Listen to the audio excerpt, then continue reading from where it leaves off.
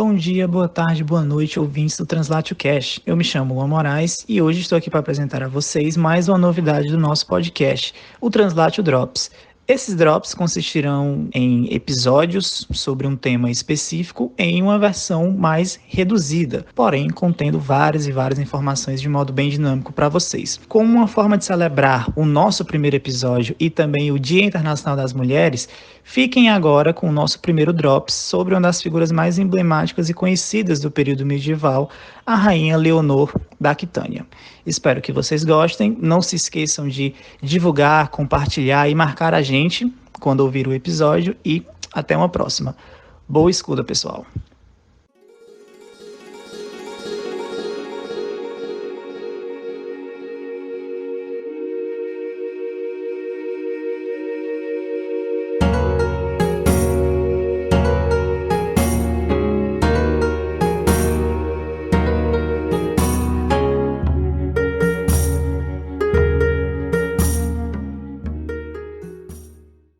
Bom dia, boa tarde, boa noite a todos e todas que estão me ouvindo. Meu nome é Roberta Bentes, eu sou doutoranda em História pela Universidade Federal do Paraná e eu venho trazer aqui a minha contribuição, dar uma palhinha sobre a Leonor da Aquitânia. Bem, o que a gente pode falar é que a Leonor foi filha do Duque da Aquitânia, Guilherme X. Ele era conhecido pela sua beligerância em campos de batalha e também pelo apoio do antipapa Anacletus II no ano de 1130. Lá por volta de 1134, Bernardo de Claraval acaba convencendo então o Guilherme, o pai da Leonor, a apoiar o Inocêncio II, que viria a ser papa. Mas, ainda assim, ele ficou muito marcado por conta desse posicionamento e também por conta da sua violência, seu gosto pela luta, pela melê, e um jeito de expiar seus pecados, então, seria realizar uma peregrinação, e o local que ele escolhe, então, seria Santiago de Compostela. Lá pelo caminho, ele acaba morrendo de uma infecção alimentar e acaba trazendo, então, todo um cenário para Leonor, A mãe de Leonor foi a Enor de Châtellerault. Ela era senhora de Châtellerault. Ela era filha da amante do seu avô. Isso é um caso muito intrigante, Porque a gente vai então ter que voltar e falar sobre o avô da Leonor, que era o Guilherme IX da Aquitânia. Ele é considerado pela historiografia como o primeiro trovador que se tem registro. Ele foi muito famoso por ser um dos melhores cavaleiros do mundo que se tinha à época e também pela ser pau a pau como um dos maiores conquistadores de mulheres. Na sua vida no cancioneiro occitano, não se fala nem de conquistador de mulheres, mas sim de enganador de mulheres. Ele compôs várias canções sobre esse tópico, mas o ápice desses casos que ele vai falar, e registrar, que se tem se tem conhecimento, foi quando ele se apaixonou pela Dangereuse, e desse enlace, então, nasceu a Aenor, E um jeito de juntar a família toda que ele encontrou foi então propor o casamento do seu filho, o Guilherme, que seria o Guilherme X, que era filho dele com a Filipa, que era a condessa de Toulouse, com essa oficiosa, a filha oficiosa, a Aenor. Então, essa titulação toda nobiliárquica que a gente tem da Leonor da Aquitânia adivinha do seu pai e, consequentemente, desse seu avô, o Guilherme IX. E eles foram duques da Aquitânia, duques da Gasconha e condes de Poitou. Ambos os Guilhermes eles eram conhecidos, então, por além de beligerantes, também serem homens cultos. Eles eram amantes da música e da literatura, também conhecidos também por serem patronos de trovadores.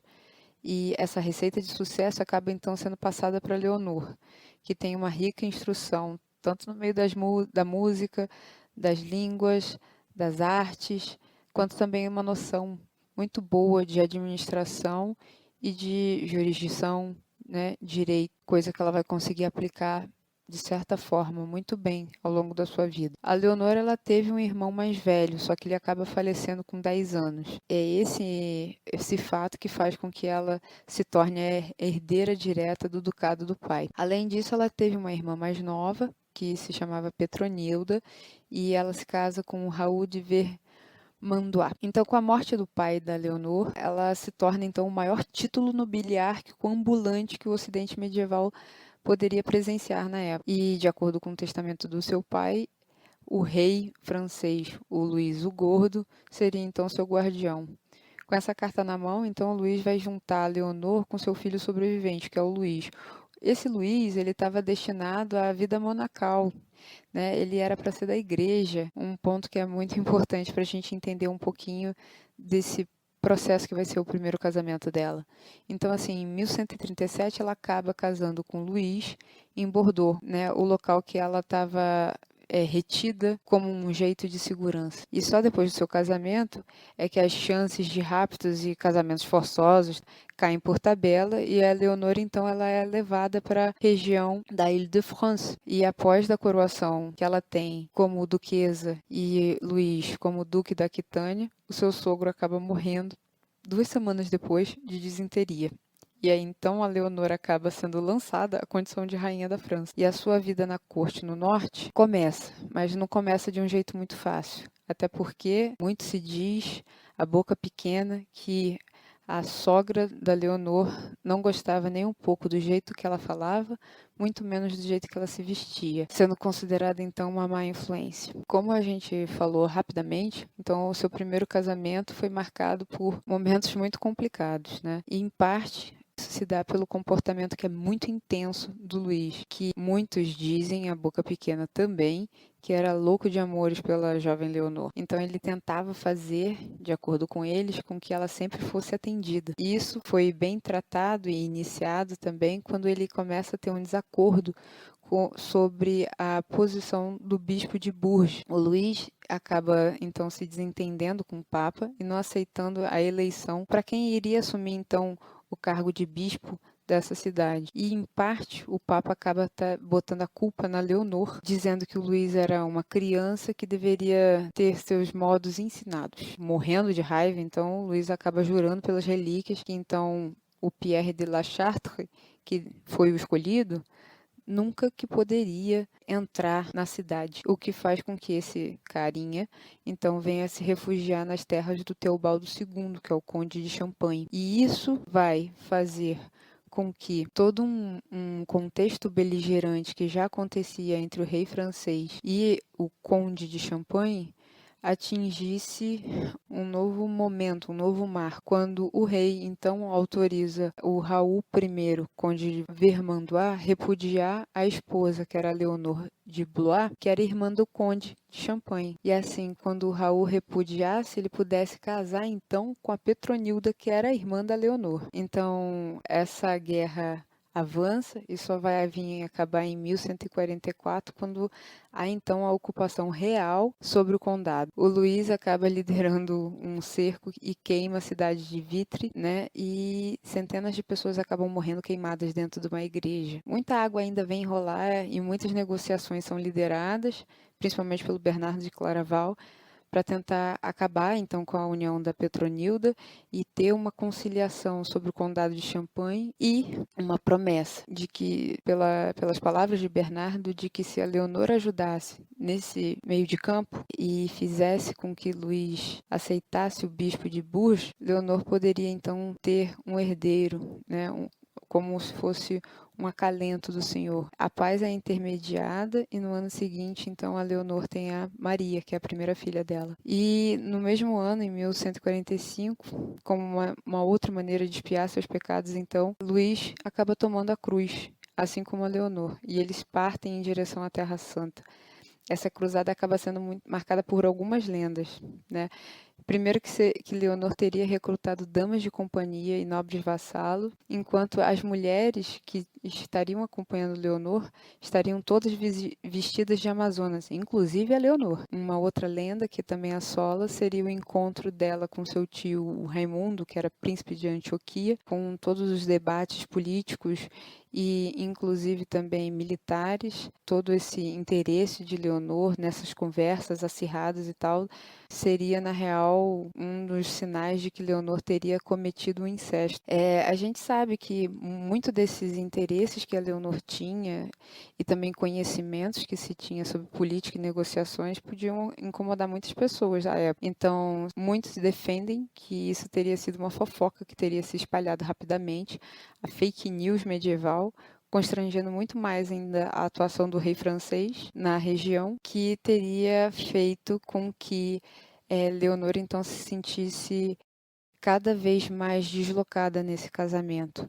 Então, essas fake news, em conjunto com a falta de liderança militar e conhecimento tático do rei francês, principalmente sobre os avanços na Ásia Menor, fizeram com que Luís tomasse então Leonor à força para seguir então os seus caminhos que ele queria na Guerra Santa. E quando eles retornam para casa, depois de uma sequência de fracassos e também inúmeras dificuldades geográficas, né? Leonor vai então procurar pelo anulamento do seu casamento, mas o Papa pede que primeiro eles tentem dormir sobre a mesma cama e para tentar ver se consegue ter uma conciliação e provavelmente um herdeiro de fato. Pouco tempo depois, então, vai nascer a sua segunda filha, a Alice, e com o nascimento dessa menina, o casamento então está fadado ao fracasso. Então, lá por volta de 1152, sob a alegação de uma infertilidade e consanguinidade, a Leonor consegue o divórcio com Luís e volta a ser o maior partido do Ocidente medieval. Então, depois de 2 meses do seu divórcio, a Leonor vai estar casada com Henrique, duque da Normandia. Mas antes mesmo desse feito, a Leonor, quando estava retornando para suas terras, né, ali Aquitânia e tudo mais, ela sofre 2 tentativas de sequestro. Lembrando que o sequestro a essa época seria para forçar um casamento, engravidar essa mulher e então obrigatoriamente fazer com que seus direitos, né, no caso suas terras, passassem para o herdeiro daquela pessoa que teria sequestrado e a estuprado. Mas, em parte, o que a gente encontra nas suas biografias, né, é que esse caminho teria sido desviado e teria, talvez, tido a ajuda de quem seria seu futuro marido. Muito se fala do sucesso que foi ela ter casado com Henrique, depois dos tempos conturbados que ela tinha na real, dentro do solo inglês, a Leonor, novamente, ela segue e alcança o posto de rainha, só que agora na Inglaterra. Diferente do que aconteceu com Luís, a Leonor conseguiu ter vários filhos com Henrique. Ela teve um ventre real e trouxe 3 reis da Inglaterra, uma rainha da Sicília e uma rainha de Castela. Ela teve, sim, então, um momento de plenitude.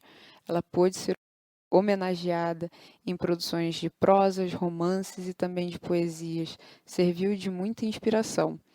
Mas também foi durante esse sucesso, né, e os avanços expansionistas que o seu marido tinha no contexto insular, que os seus filhos se debatiam muito por poder e terras, a tal ponto que no início da década de 1170, quando a Leonor se mantinha no que ficou conhecido como a corte de Poitiers, né? Vamos lembrar que essa corte que a Leonor teria montado, ela estava dentro da terra de Poitiers e tal, mas só que a essa época essas terras já estavam na mão do Ricardo Coração de Leão, que tinha sido treinado para ser o duque da Aquitânia, né? E o Henrique, que era o filho mais velho dela, teria sido treinado para ser o rei da Inglaterra. Então, dentro desse contexto, dessa década de 1170, a Leonor então vai receber então uma notícia de uma revolta que seria liderada pelos seus 3 filhos, o Henrique, o Geoffrey e o Ricardo, e parte dessa revolta acaba sendo até documentada por cantigas de trovadores, né? O Bertrand de Born é um daqueles instigadores sementinha do mal que fica atiçando então esses príncipes a se debaterem não somente, né, mas se degladiarem com seu pai. Muito se fala então que a Leonor teria dado apoio, acobertado os filhos ou até mesmo incitado os filhos, o que teria resultado no seu aprisionamento e uma constante escolta nas suas movimentações. O seu momento de liberdade então só vai vir com a ascensão do Ricardo no trono, né?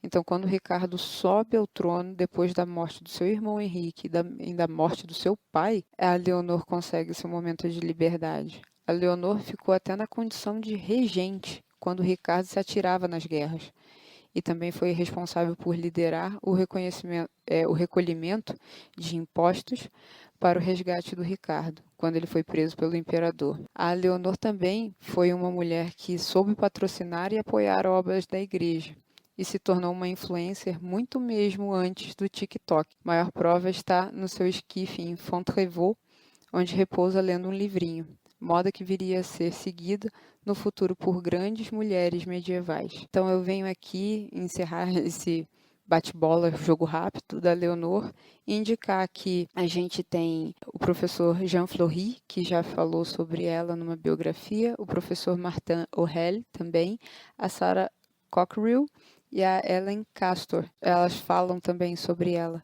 E é isso, e eu espero que vocês gostem mais de saber um pouco mais sobre essas mulheres medievais e feliz Dia das Mulheres.